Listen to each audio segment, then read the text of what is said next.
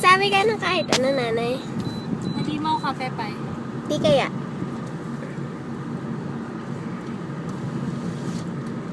Bakit di mo na lang pwede paglakarin? Surot parang yung ginawa ko na nagbabalibol ako. Lalakad ka ba na? Oo. Niwan mo ako eh. Tsaka nung may game ako, pinaglakad mo din ako.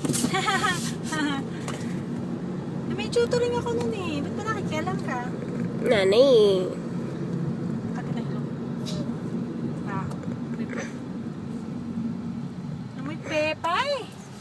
Malapit na po kami sa elementary.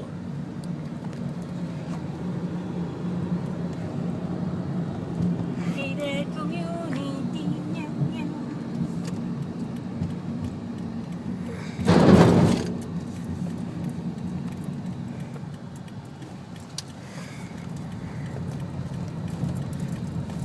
Baby naman.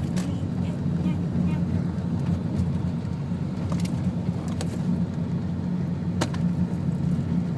Naglalabasan ng mga bata maliliit.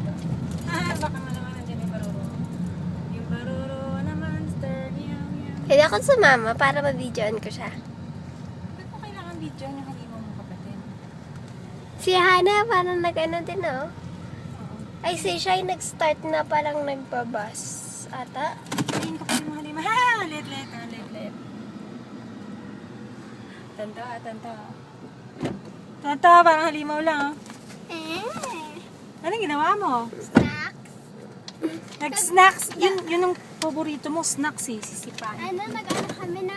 Nag-watch kami ng movie, tapos nag-talk about kami ng hobby. Ayan. Sino yung teacher mo? Diba si Miss, Daimo? Ah. Nag-snacks din kami. Nag-talk na naman kayo eh. Talk ka na nga ng talk. Hindi, nag-snacks. Nag-snacks. Snacks at talk. Yun ang dalawang paborito mong bagay sa buong buhay mo, no? Mag-snack at saka mag-talk. Dapat hindi yun ang ginagawa mo sa school kasi sa buong buhay mo sa bahay yan ang ginagawa mo eh. Talk ka na nga ng talk, kain ka pa ng kain. So, dapat ipipick up niya ako dun sa school everyday. Hindi yan, Tuesday and Thursday lang yan, baliw. Say hi. Anong ginawa mo ngayon sa school bukod sa kumain at saka nagsalita? Ruth, mag-hi ka nga. Na pangkaraniwan mo ng ginagawa. Hoy, anong ginawa mo? Anong ginawa mo bukod sa nagsalita at saka kumain na pangkaraniwan mong ginagawa? Sila Tita Gemma yan ah. Ano yan? Tingin nga. Homework namin kay Miss Daimo. So, sasabit ko sa Thursday. Pero hindi lahat ng gagawin. Bye! Gawin mo lahat.